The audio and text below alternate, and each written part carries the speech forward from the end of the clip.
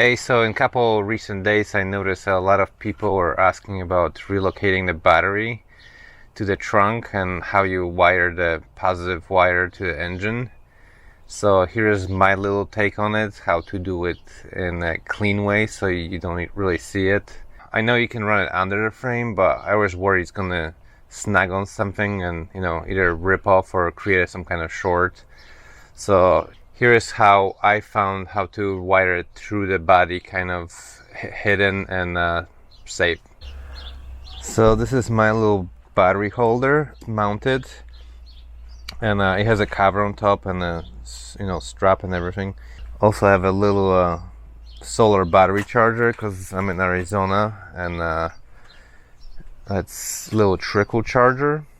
It helps just keeping battery fresh because it only charges during the day, and at night it's off, so it doesn't overcharge it or anything like that. And it's a trickle charger, so that's pretty good job.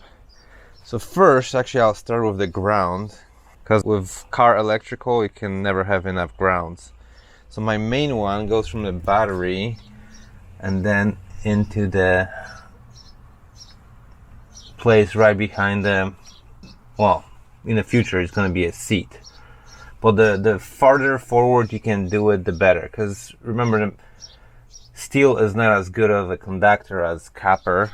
The thing that takes the most amps and why you have such a thick wires for everything is your starter. Once the car started, you technically wouldn't need that thick of a wire to run it and electricity. But the starter just takes so much ampage that's why you need that thick wire. So that was my main ground. The next ground, I actually have because this is fuel injected car. This is the engines from a 93 Cobra. So another wire goes actually with the fuel pump is grounded, just to double up. And I have one more thin wire going to where the taillights are grounded. So just double up, and extra grounds are always good for the car. Okay, so the positive, I think it came out around 15 feet, but I bought like 20 or 25 feet just to have some extra. But it goes from the battery to over the wheel well. Then you're gonna have to take off the side panel on the passenger seat, and it goes from the top through the bottom.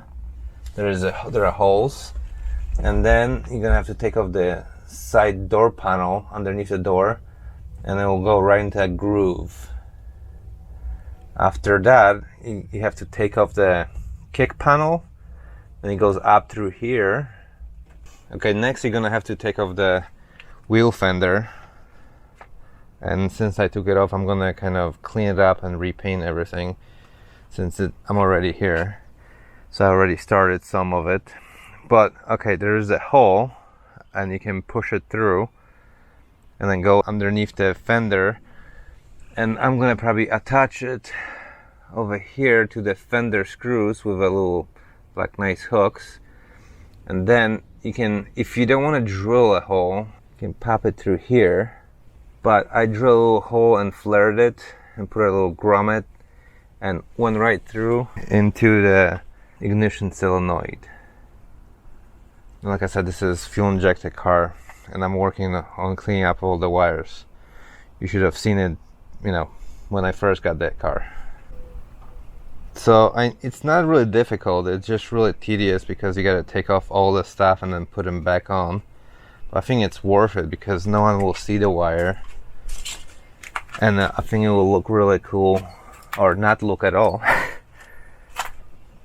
And you're gonna have a battery in the back, and you always want to put across, if you're putting battery in the back, you want to put it across from the driver. So if you want to put it on the passenger side back, because most of the time people are driving by themselves, so that's your weight, so it kind of counters your weight in the back on the passenger side. And I don't know if you noticed, but there's some like kind of sharp edges that the thing goes through. So over here, let's say I'm gonna get a grommet, but on a sharp edge like that, you can do this little cool trick. So basically, you find a hose that's about a little bit tighter inside diameter than your wire. I'm using 2-gauge welding wire, which is a lot of strands of copper, and that makes it a little bit more flexible. Also, I hear that the more strands of wire you have, the less resistance, because the electricity travels on the outside of the wires.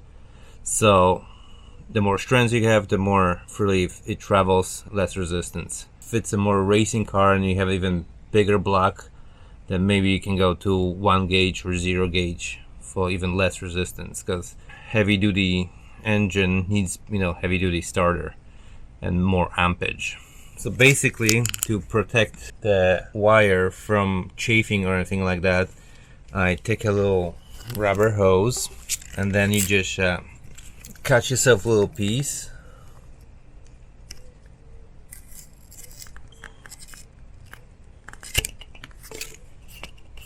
and you open up, so it's nice, flexible, but it holds the shape. So once that's cut, you just slip it over the wire, and that will protect from chafing. So you can also put a little bit of a caulk here so it sticks, and this way it won't move and you're good for sure. So whatever you have areas where sharp edges touching the wire, you can do that. Hopefully you guys like it, this hidden way. I know it's a little tedious and it's a little work, but it's nothing difficult. It just takes some time. And then, if you open your panels, you can make sure there's no corrosion or anything like that, and clean them up and maybe touch up the paint. Alright, thanks for watching. Subscribe and hit like. Thanks a lot. Bye.